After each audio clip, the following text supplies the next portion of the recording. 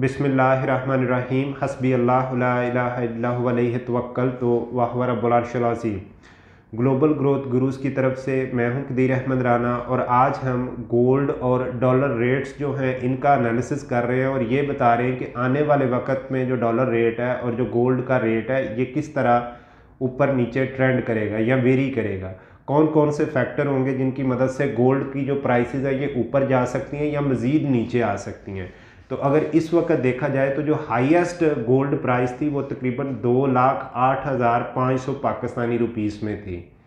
तो अगर हम आज इस वक्त बात करें तो इस वक्त जो पाकिस्तान में 24 कैरेट यानी 24 कैरेट गोल्ड की पर तोला प्राइस है वो 197,400 रुपीज़ है, तकरीबन 1,97,400। अगर इसी क्वालिटी के गोल्ड की प्राइस हम इंडिया में देखें तो तकरीबन 66,252 इंडियन रुपीज़ में। तो अगर हम अफ़गानिस्तान में देखते हैं गोल्ड प्राइस तो अफ़गानी बेसिकली जो अफ़गानिस्तान की करेंसी है उसको अफ़गानी कहा जाता है। तो इस वक्त जो अफ़गानिस्तान में गोल्ड रेट है पर तोला वो तकरीबन 65,270। अगर हम बांग्लादेशी टका में बात करें यानी बांग्लादेश में इस वक्त जो गोल्ड का रेट है वो तकरीबन 74,770। अगर श्रीलंका में इस वक्त गोल्ड की प्राइसेस को देखा जाए तो श्रीलंका में जो प्राइसेस हैं वो 2,55,460 श्रीलंकन रुपीज़ में। अगर डॉलर रेट देखा जाए तो डॉलर रेट पाकिस्तान में इस वक्त जो है वो 268 इंटरबैंक रेट है। जो मार्केट में ओपन मार्केट रेट है वो तकरीबन 270 से लेके 280 के दरमियान कहीं पे वेरी कर रहा है। तो अगर आप बांग्लादेश में इस वक्त डॉलर प्राइस देखते हैं तो बांग्लादेश में इस वक्त तकरीबन 106.3 टका बांग्लादेशी जो करेंसी है उसके अगेंस्ट $1 ट्रेड कर रहा है। अगर हम अफ़गानी करेंसी की बात करें तो अफ़गानिस्तान में इस वक्त जो डॉलर का रेट है वो तकरीबन 89.26 है। तो अगर इंडियन रुपीज़ में रेट को कंपेयर किया जाए इस वक्त तो इंडिया में इस वक्त जो डॉलर ट्रेड कर रहा है वो तकरीबन 82 रुपीज़ 0.79, ये इंडियन रुपीज़ की मैं बात कर रहा हूँ।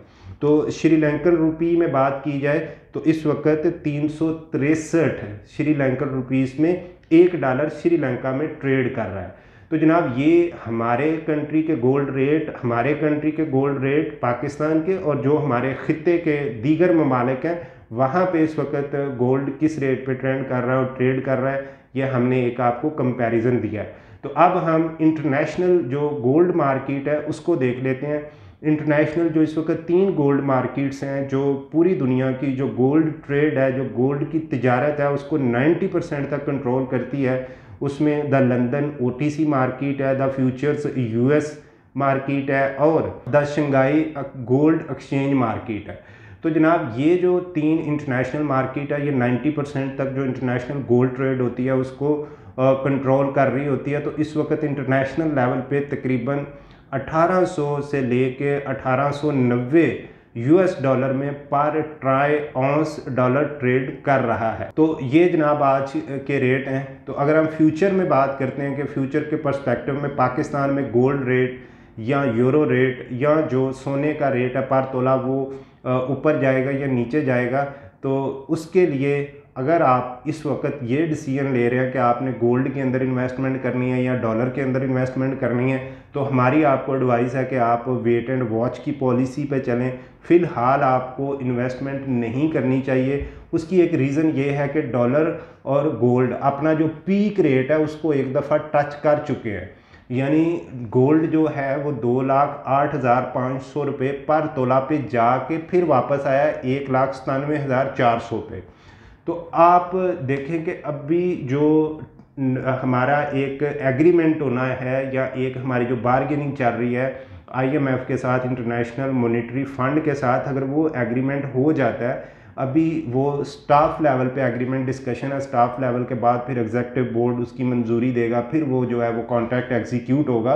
तो जैसे ही वो कॉन्ट्रैक्ट होगा उस कॉन्ट्रैक्ट के बाद हमारी जो करेंसी है पाकिस्तानी रुपीस ये मुस्तहकम होगा और जो गोल्ड का रेट है वो भी कम होगा, यानी वो नीचे आएगा, क्योंकि जो हमारे पाक रुपी है ये अपनी वैल्यू को गेन करेगा डॉलर के अगेंस्ट।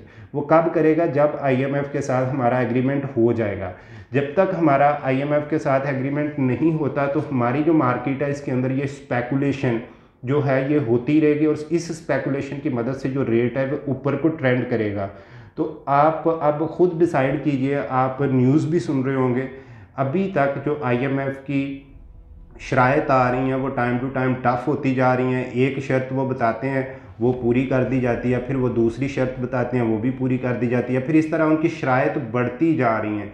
तो अक्सर आपने देखा होगा कि आपके प्राइम मिनिस्टर साहब और आपके जो वज़ीर ख़जाना है वो अक्सर बारहा ये बात कह चुके हैं कि जो कुछ भी IMF ने कहना था वो हमने कर दिया, इसके बावजूद IMF एग्रीमेंट नहीं कर रहा। तो ये एक अनसर्टन कंडीशन है, गैर यकीनी सूरत हाल है जो हमारी इकनॉमिक कंडीशन है। आने वाले दिनों में जो अनसर्टेनिटी है economic condition of the Pakistan और इसके अलावा जो हमारी फॉरेक्स मार्केट है और स्टॉक मार्केट है, इन सब मार्केट के अंदर जो डिसीजन मेकिंग्स हो रही हैं वो स्पेकुलेशन की बेस पे हैं, उनमें ओरिजिनलिटी और एक्चुअलिटी बहुत कम है।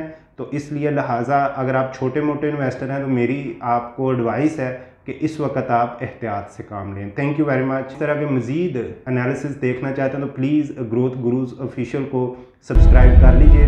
Thank you very much. अल्लाह हाफ़िज़।